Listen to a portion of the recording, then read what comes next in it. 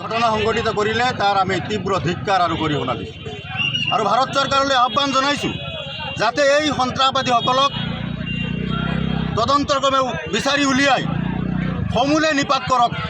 আমি ভাৰত চৰকাৰলৈ আহ্বান জনাইছোঁ, দাবী জনাইছোঁ আৰু ইয়াৰ লগত যদি পাকিস্তান চৰকাৰ ইনভলভ হৈ আছে তেতিয়াহ'লে পাকিস্তানৰ বিৰুদ্ধেও কঠোৰতম পদক্ষেপ ভাৰত চৰকাৰে গ্ৰহণ কৰিব লাগে। ভাৰত চৰকাৰৰ সন্মানীয় প্ৰধানমন্ত্ৰী নৰেন্দ্ৰ মোদী ডাঙৰীয়া ইতিমধ্যে ঘোষণা কৰিছে সিন্ধু নদীৰ যি চুক্তি আছিল এই চুক্তি বাতিল কৰিছে। গতিকে আমি ইয়াৰ লগত একমত, ভাৰত চৰকাৰৰ লগত আমি সহযোগ কৰিম। ভাৰত চৰকাৰে যি পদক্ষেপ ল'ব আমি অসমীয়া পৰিষদ তথা ভাৰতবাসী ৰাইজ আমি ভাৰত চৰকাৰৰ লগত আছোঁ। আৰু সন্ত্ৰাসবাদী যিসকলে মুছলমানৰ নামত যিসকলে ইছলাম ধৰ্মৰ নাম লৈ তেওঁলোকে হত্যালীলা সংঘটিত কৰিলে এয়া কোনোপধ্যে সমৰ্থনযোগ্য নহয়। ইছলামত কোনো নিৰীহক হত্যা কৰিবলৈ কোনো কিতাপত লিখা নাই। আজি কোৰাণ শ্বৰীফত যি আয়াত আছে যে কোনো নিৰীহক যদি কোনোবাই হত্যা কৰে তেতিয়াহ'লে যেন গোটেই মানৱকুলক গোটেই মানৱ জাতিকে হত্যা কৰিলে, আৰু যদি কোনো এজন নিৰীহক প্ৰাণ ৰক্ষা কৰে তেতিয়াহ'লে যেন গোটেই মানৱকুলক ৰক্ষা কৰিলে। গতিকে সেই কোৰাণ আমি পঢ়িছোঁ, এই কোৰাণত কোনো পধ্যে সন্ত্ৰাসবাদ সমৰ্থন নকৰে। কোৰাণে কেতিয়াও নিৰীহক হত্যা কৰিবলৈ হুকুম নিদিয়ে। গতিকে এই যি ইছলামৰ নামত যি ধৰণে ভণ্ডামি চলিছে সেইসকল মুছলমান নহয় বুলি আমি আজি ঘোষণা কৰিছোঁ। যিসকলে এই কাণ্ড সংঘটিত কৰিছে তেওঁলোক মুছলমানেই নহয়। গতিকে মুছলমানৰ নামধাৰী একাংশ সন্ত্ৰাসবাদীয়ে মুছলমানক বদনাম কৰাৰ যি ষড়যন্ত্ৰ চলাইছে এই কাণ্ডটোক আমি অসমীয়া পৰিষদ আৰু মইৰাবাৰী আঞ্চলিক মহিলা সমিতিৰ তৰফৰ পৰা কঠোৰভাৱে সকীয়লি দিছোঁ। অনাগত দিনত যাতে এনেধৰণৰ কাণ্ড সংঘটিত নহয় তাৰ কাৰণে ভাৰত চৰকাৰ সতৰ্ক হৈ থাকিব লাগে।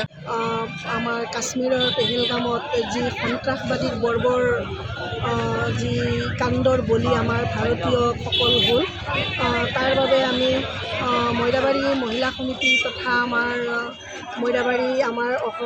মৰিগাঁও মিয়া পৰিষদৰ তৰফৰ পৰা আমি গভীৰভাৱে আমি অত্যন্ত নিন্দা জনাইছোঁ, শোক প্ৰকাশ কৰিছোঁ। আৰু আমি ভাৰত চৰকাৰৰ জৰিয়তে আমি সন্ত্ৰাসবাদীসকলক সকীয়াই দিব খোজোঁ যিসকলে আমাৰ ইছলামৰ নাম লৈ ইছলামৰ গৰিহণা লৈ পেলাই সন্ত্ৰাসবাদৰ সৃষ্টি কৰিলে।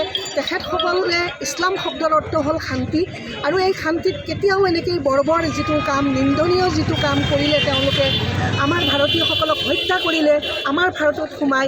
সেইকাৰণে সেই শোক সন্তপ্ত পৰিয়াললৈ আমি গভীৰ সমবেদনা জনাইছোঁ আৰু তেখেতসকলৰ প্ৰতি আমি আজি শ্ৰদ্ধাঞ্জলি জনাই তেখেতসকলক আমি সন্মানে তেখেতসকলক শ্ৰদ্ধাৰে সুঁৱৰিছোঁ।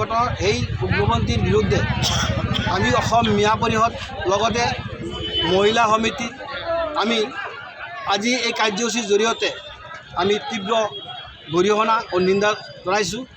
আৰু লগেই আমি ভাৰত চৰকাৰ তথা ভাৰতৰ প্ৰধানমন্ত্ৰী গৃহমন্ত্ৰীক আমি আহ্বান জনাম আপোনালোকৰ মাধ্যমৰ জৰিয়তে যাতে এই ধমকি দি হুংকাৰ দি এই শান্ত নাথাকে।